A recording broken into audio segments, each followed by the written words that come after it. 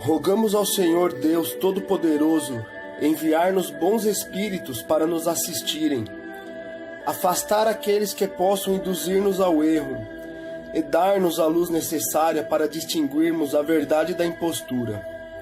Afastai também, Senhor, os espíritos malfazejos, encarnados ou desencarnados, que poderiam tentar lançar a desunião entre nós e com isso tentar desviar-nos da caridade e do amor ao próximo. Se alguns procurarem penetrar neste recinto, fazei, Senhor, que não encontre acesso em nossos corações. Bons espíritos, que vos dignais vir instruir-nos, tornai-nos dóceis aos vossos conselhos. Afastai-nos de todo pensamento de egoísmo, de orgulho, de inveja e de ciúmes.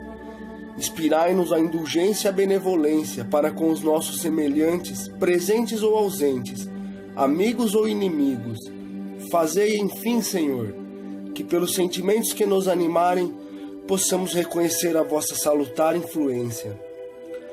Dai aos médiuns que encarregardes de nos transmitir os vossos ensinamentos a consciência da santidade do mandato que lhes é confiado e da gravidade do ato que vão praticar, a fim de que o façam com o fervor e o recolhimento necessários. Se estiverem entre nós pessoas que foram atraídas por outros sentimentos que não o do bem, abri os seus olhos à luz e perdoai-as, como nós a perdoamos, se vieram com intenções malfazejas. Pedimos especialmente ao nosso Deus Todo-Poderoso e aos nossos guias espirituais para nos assistir e velar por nós, hoje e sempre. Que assim seja.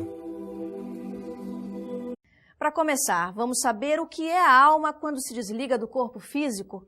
Retomamos a consciência, as lembranças desta e de outras vidas? Como isso é possível?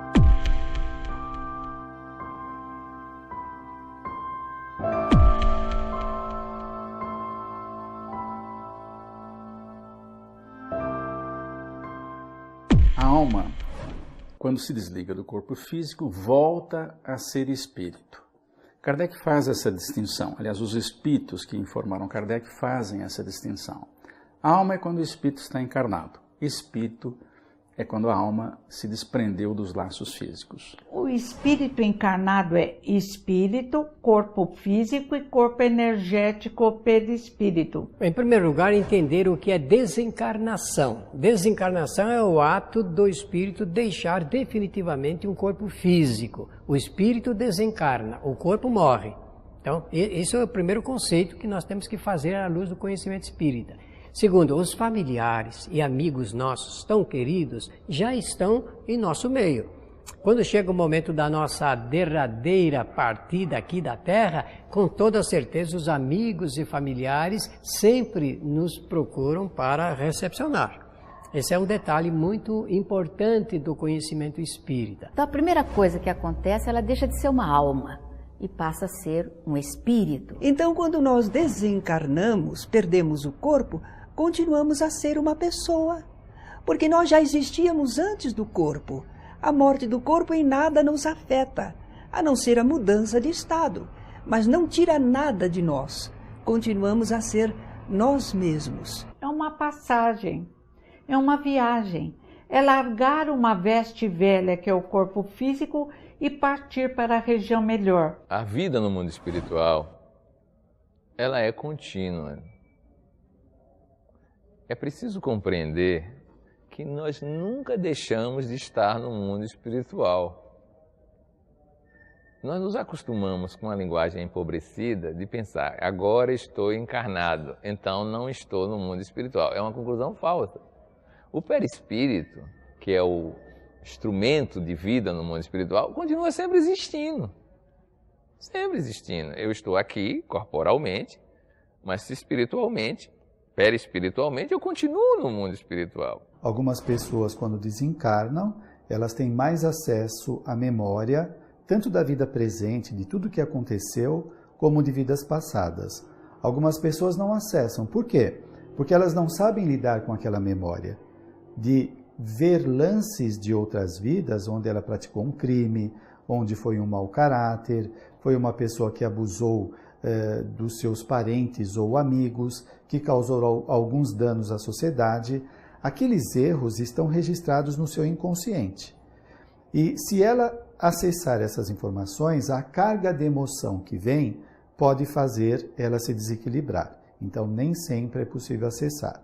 Vai depender mais do grau de evolução da pessoa. E como é que ocorre isso?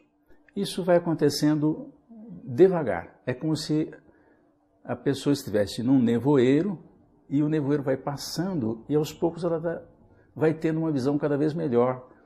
Onde antes existia o nevoeiro, a imagem vai ficando mais nítida.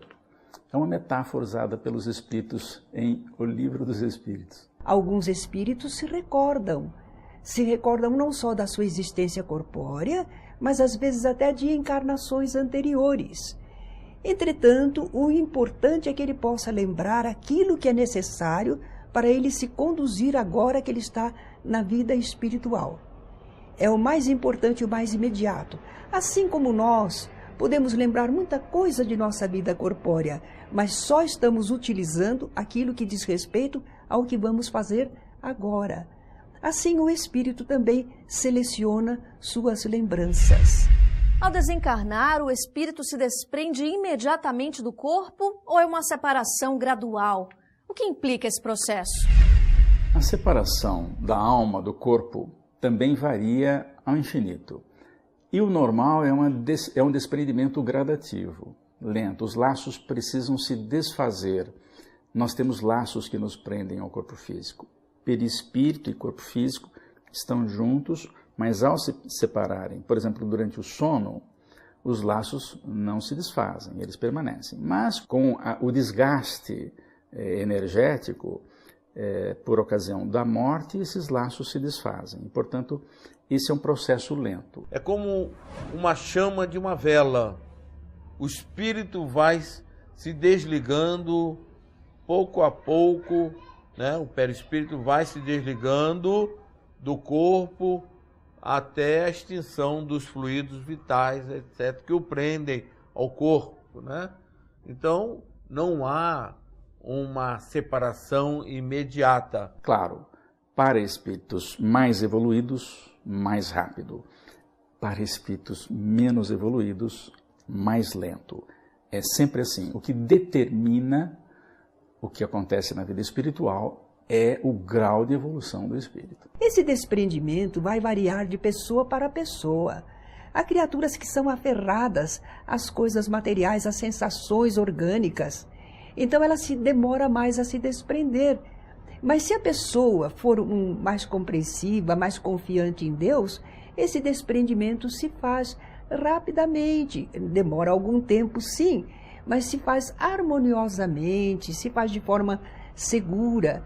E a pessoa já começa a entrever o mundo espiritual, já vê espíritos amigos que vêm recebê-la, de forma que vai ser bem suave esse desprendimento. É muito importante, às vezes o espírita diz, eu tenho medo, não sei o que vou encontrar. Para com isso. Tem livros que devem ser lidos. Primeiro, O Céu e o Inferno, de Kardec. E Kardec diz, cada um morre conforme viveu. Quem viveu bem, quem não é escravo do corpo físico, dos bens materiais, desencarna tranquilamente. Quem se apega ao corpo físico, às joias, a uma vida cheia de luxo, muitas vezes desencarna aos trancos, com dificuldade. E alguns se apegam tanto ao corpo físico que o corpo morre, eles continuam sofrendo grudado no corpo físico. Alguns espíritos podem acompanhar, devido ao apego que tem à vida, e sem compreender que a vida não morre ali, podem acompanhar mesmo o próprio funeral. Nós sempre temos ajuda para a desencarnação, assim como tivemos para encarnar. E naturalmente nós, com essa ajuda, somos às vezes até adormecidos e não sentimos muito todo o transe do desprendimento e vamos despertar depois no plano espiritual. Depende de nos educarmos. Morrer é reencontrar amigos que já estão do lado de lá, parentes, mas o instinto de conservação sabiamente colocado dentro de nós faz com que, normalmente, ninguém deseje morrer. Eu, pelo menos, eu brinco que se eu for, eu vou contrariada, que eu quero ficar mais um pouco, porque a vida é bela para quem sabe viver. Porque viver com amigos, com música, com doutrina espírita é maravilhoso. Porque estamos acostumados no nosso querido planeta Terra, com céu azul, árvores verdes, flores, cores e amigos. Amigos existem por todo o universo. Vai chegar a hora de reencontrá-los e também vai ser maravilhoso. Mas o instinto de conservação faz com que ainda desejemos viver por muitos e muitos. Nós que conhecemos na Terra, temos autonomia para ir onde desejamos ou alguém passa a nos guiar? A primeira pergunta é para onde vamos depois da morte, também varia o infinito e depende do grau evolutivo. Há espíritos que desencarnam e ficam tão apegados ao seu mundo que ficam lá dentro de casa. Alguns parentes até chegam a registrar, não, eu estou sentindo o fulano aqui perto, ele está por aqui, eu percebo. Alguns dizem isso. Como será a minha integração no mundo espiritual? Será o reflexo da vida que eu levo aqui na Terra. Eu irei em busca daqueles que me são afins. Se eu pauto a minha vida com o compromisso de renovação, de buscar as coisas sérias, as coisas boas, as companhias positivas, saindo do corpo, eu serei amparado pelos amigos que eu vou angariando e também irei me integrar de uma forma mais feliz no plano espiritual. Mas se eu opto aqui por uma vida desregrada, eu vou adentrar o mundo espiritual da mesma forma. Então, as companhias serão aquelas com as quais eu privei aqui na Terra. É o semelhante atraindo o semelhante, as afinidades. Sempre nós estamos falando aqui de evolução, de merecimento, porque na vida espiritual não é igual aqui na Terra, que tem muitas pessoas que às vezes por causa de poder ou de dinheiro, eles compram privilégios, não é? Eles obtêm facilidades através de vários subterfúgios, de artimanhas. Na vida espiritual não tem esta condição. Vai depender da moralidade da pessoa de conseguir estar em condições mais favoráveis. Então, encontrar um parente tem que ter merecimento e condições para isso. Imagina a pessoa recém-desencarnada, ainda convalescente, encontra um parente muito querido, há muito tempo que não o vê, e pode, por conta da saudade do encontro, ter uma alteração emocional e se desequilibrar todo ele, né? Então, os benfeitores veem quando é possível o desencarnado reencontrar um amigo ou parente. Então, às vezes, nos fixamos, eu quero encontrar meu pai, eu quero encontrar minha mãe, eu quero encontrar meu irmão que foi antes de mim. Não, você vai encontrar criaturas que lhe querem bem, que em nome de Deus estão lhe acolhendo. E o amor não tem nenhuma restrição. Amor é amor, amor fraterno, amor que vem de Deus através das criaturas para nós. Em suma, a consciência da pessoa define como vai ser a vida. Não tem zero para ninguém, não. Começar do zero. Tem continuar de onde estava. Esta é a realidade descrita em toda a literatura mediúnica. Agora, para onde nós iremos, nós ficaremos na Terra mesmo. Não existe um lugar circunscrito ou fechado para onde nós devemos ir, porque o espírito ele convive no meio dos que ficam aqui encarnados. E depois, de acordo com o grau do seu interesse, ele pode ir para outros lugares aqui do planeta Terra mesmo, para ele continuar esses momentos de intercâmbio entre os encarnados e os desencarnados. Naturalmente, nós dizemos o lado de lá, o além, significa fora da matéria, longe da sensação do corpo material. Nós retornamos ao mundo espiritual e somos atraídos para a região mais condizente com a nossa natureza, com o nosso grau de desenvolvimento. Então, conforme a pessoa, ela vai ser atraída para determinada região no plano espiritual. E há muitas regiões boas, tranquilas, que não precisam ser as regiões mais felizes, que essa está preparada para espíritos mais capacitados, mas diríamos que a média das criaturas tem um bom lugar para morar.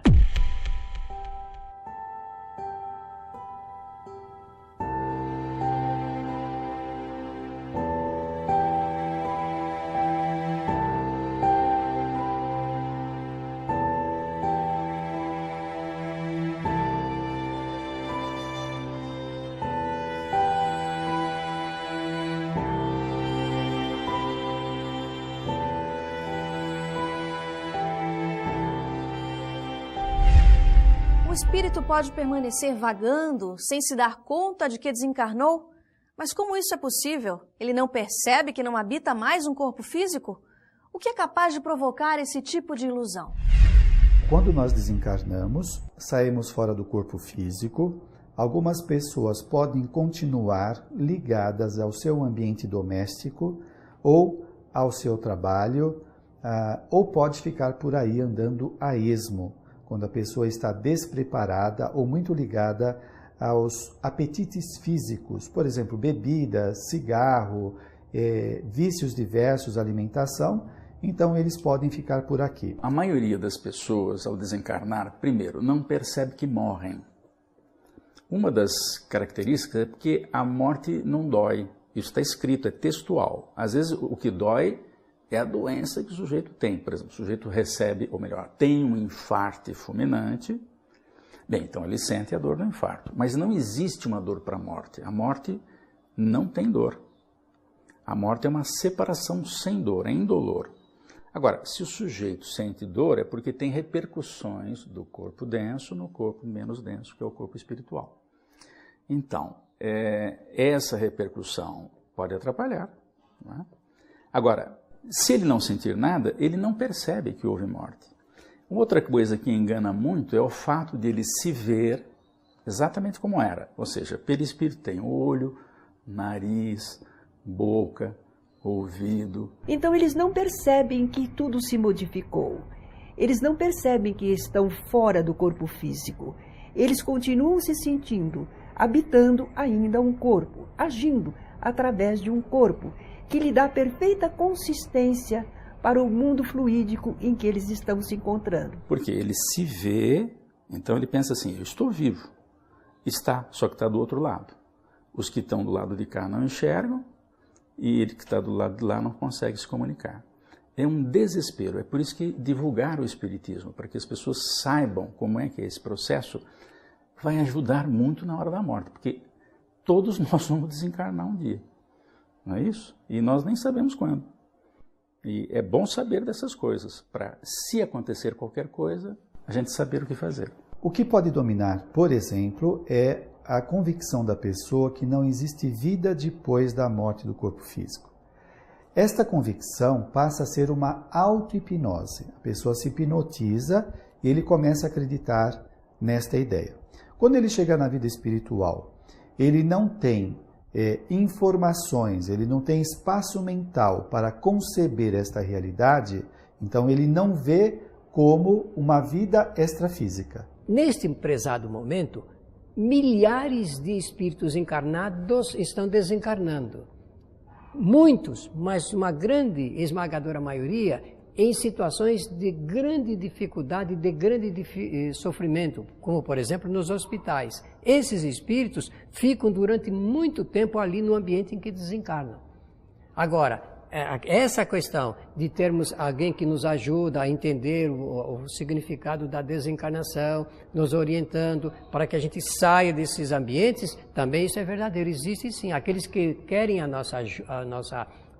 que querem nos ajudar, realmente procuram fazer isso, nos orientando a respeito da nossa nova situação. É por isso que alguns espíritos, por enquanto, ficam deslocados, não se direcionam porque não têm o pensamento elevado, porque não buscam, porque não traçaram rumos, porque não estabeleceram ligações maiores no campo espiritual. Então eles vivem como que em si mesmados, em si mesmos, nas suas sensações e na sua ignorância da realidade, até que são ajudados, despertados por espíritos amigos e encaminhados para o seu pleno restabelecimento espiritual. Há que nos trabalharmos para nos conscientizarmos em todos os instantes da nossa vida e para podermos aproveitar as experiências neste mundo de experiências, de provas, de experimento, para crescermos, para nos libertarmos dos desequilíbrios que temos desenvolvido através do século. O que determina quando e como o espírito deve reencarnar? Qual o objetivo disso? Não podemos permanecer no plano espiritual? Quando um espírito deve ou não encarnar, depende, por exemplo, se ele tem esclarecimento, ele percebe que está na hora de acertar certos compromissos. Ele precisa encontrar alguém do passado que já está encarnado, ou então eles combinam, vamos nascer juntos e vamos realizar experiências nesse sentido, vamos tentar novamente essa experiência e tal. Vai depender da necessidade, dos encargos, das funções que ele vai desempenhar, uma série de questões que naturalmente o seu guia espiritual, o seu anjo da guarda, vai ajudá-lo nessa questão. Nós somos espíritos, seres imortais, criados por Deus para a evolução, para o desenvolvimento intelectual e moral. E nós fazemos isso através da experiência corpórea também, não só no plano espiritual. A nossa permanência no mundo espiritual é inevitável, porque lá é a nossa verdadeira pátria. Um dia nós vamos estar mais tempo na vida espiritual, e ainda as condições como são nós não conhecemos, mas ainda precisamos da vida intrafísica, porque é aqui que nós vamos desenvolvendo as nossas qualidades, como na vida espiritual também. Nós precisamos vir a este planeta, nós servimos de instrumento divino. Nós temos um papel a desempenhar nesta vida universal. E nós vindo para a Terra e trabalhando com as pessoas e com a natureza, nós estamos servindo a um desígnio divino. E temos um salário espiritual, que é o nosso próprio desenvolvimento intelectual e moral. Cada encarnação nós esquecemos grande parte do que fizemos no passado, não é? Enfrentamos novamente várias condições para desenvolver qualidades, superar os erros do passado, dar continuidade a projetos que fizemos anterior. Então, nós ainda temos muito vínculo com o plano físico. Nós poderíamos ficar no plano espiritual, mas estaríamos na erraticidade, não querendo evoluir, não nos desenvolvendo, repetindo as mesmas experiências, enquanto que a Terra é uma grande escola e nos oferece inúmeras possibilidades de aprendizado, de conhecimento das substâncias, como trabalhar com elas, as pessoas, os caracteres, os problemas, quais as soluções. Nós temos tanto a aprender que uma vida só não basta. Vamos precisar de muitas reencarnações. Quando nós adquirirmos todo o conhecimento que a Terra nos oferece, aí nós vamos para mundos mais elevados. Isso vai acontecer na medida em que os espíritos melhoram muito. Quando eles vão superando o grande problema humano, que é o relacionamento. Quer dizer, o que é difícil na humanidade? Conviver em família. Marido e mulher, pais e filhos, patrão e empregado, vizinhos. Quando a gente vai resolvendo isso, se apresentando diferente e melhor, a gente não precisa mais dessa experiência. Então fica mais tempo na vida espiritual. Quando o espírito atinge determinado nível, ele não precisa tanto das reencarnações em planeta de expiação e provas. Claro, ele vai reencarnar em algum instante. Mas ele pode fazer muito aprendizado ficando na vida espiritual, o que é uma maravilha. Então todos nós devemos tentar conseguir isso, ficar mais tempo lá e menos aqui. Mas isso vai depender de como nós nos relacionamos com todos aqueles que convivem conosco. Como é a vida em mundos mais evoluídos que a Terra? O espírito pode escolher onde deseja habitar? A gente não tem muita informação a respeito de mundos mais evoluídos, mas deve ser uma coisa maravilhosa. A vida em mundos mais elevados que a Terra certamente deve ser muito mais feliz do que a nossa condição, que ainda é de provas e expiações. Agora, como deve ser um mundo de felicidade, um mundo totalmente espiritualizado, ainda nós não temos conhecimento, mas certamente deve ser tudo de bom, com muita fraternidade, criatividade, elevação, onde não existe já maldade, competição negativa, mas ao contrário, a fraternidade onde as pessoas se dão bem. Escolher para onde a gente vai e quer habitar depende da evolução, né? Por exemplo, uma criança pequena, você não pergunta se ela quer ir para a escola. Você manda para a escola e naquela que você acha que deve. ou porque é compatível com o nível salarial, enfim, você escolhe a escola. Agora, na medida em que a criança vai crescendo, chega um ponto que ela escolhe. Eu quero estudar em tal lugar. Bom, então é ela que está fazendo escolhas. Então, existem espíritos que fazem escolhas de onde querem reencarnar. Dentro das leis divinas, cada um tem aquilo que merece ou de que precisa. Então, naturalmente, o espírito estará colocado no ambiente que ele precisa ou merece, mesmo deixando o corpo físico. Tanto quando ele encarna como quando ele desencarna, ele é sempre conduzido àquilo que lhe é adequado, necessário, possível. Entretanto, a misericórdia divina pode ensejar que nós recebamos um estímulo, nós tenhamos uma vontade de querer algo mais, tentar escolher, assim como escolhemos às vezes as nossas provas aqui na Terra. Quem sabe podemos escolher uma situação no mundo espiritual, mas vai depender se aquilo é realmente útil, necessário, adequado para nós. Senão, não nos... Sagrado princípio do todo, causa infinita dos infinitos efeitos. Em teus desígnios eternos, perfeitos e imutáveis, quero beber conhecimentos para que nobres sejam os meus pensares e sentires, vindo minhas obras a constituir testemunhas de tua onisciência. Neste mundo de imperfeições e de sofrimentos, dá-me o poder de comandar meus impulsos, enveredar certo minhas inclinações, a fim de servir de condutor aos irmãos que forem ainda menos conscientes do que eu. Que eu possa dominar minhas tendências e paixões inferiores para vir a ser realmente um servidor da verdade que livra e da virtude que glorifica. Confiante na tua lei e na tua justiça, aguardo, ó Senhor, a delegação de ter poder sobre as criaturas malévolas, encarnadas ou desencarnadas, que venha a poder, se for de teus santos desígnios, ensiná-las e encaminhá-las, porque, enfim, todos são filhos do teu infinito amor, estando destinados ao sagrado objetivo que é o grau crístico.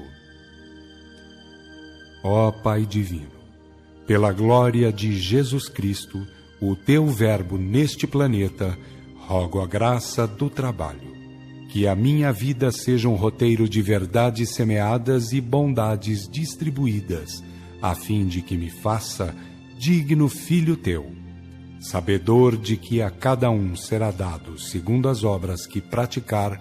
Desejo fazer da verdade, do bem e do bom a minha religião. Ó Ser dos seres, ó Senhor do infinito e da eternidade, concede-me a oportunidade de conhecer cada vez mais para dar cada vez mais dignos frutos pelo exemplo, a fim de apressar a evolução desta humanidade, que este mundo de imperfeitos e sofredores venha a ser, em breve, uma das felizes moradas de tua infinita criação. Rogo, ó Pai Divino, por todos os teus filhos, reconhecendo uma só origem divina, um só processo evolutivo e uma só sagrada finalidade. Desejo a graça de tua justiça para em teu santo nome convidar a todos no sentido de saber certo, sentir bem e proceder com dignidade. E isto, Senhor, para que todos venham a ser o mais breve possível acima de mundos, formas e transições. Ó Supremo Espírito, essência divina que tudo manifesta, sustenta e destina, é no teu seio de luz, glória e poder que mergulhamos os nossos pensares e sentires para aí render graças pela tua divina paternidade. E pelas tuas graças, Senhor, fazei que seja este filho teu, um fiel discípulo da excelsa doutrina, cujos fundamentos são a moral, o amor, a revelação, a sabedoria e a virtude.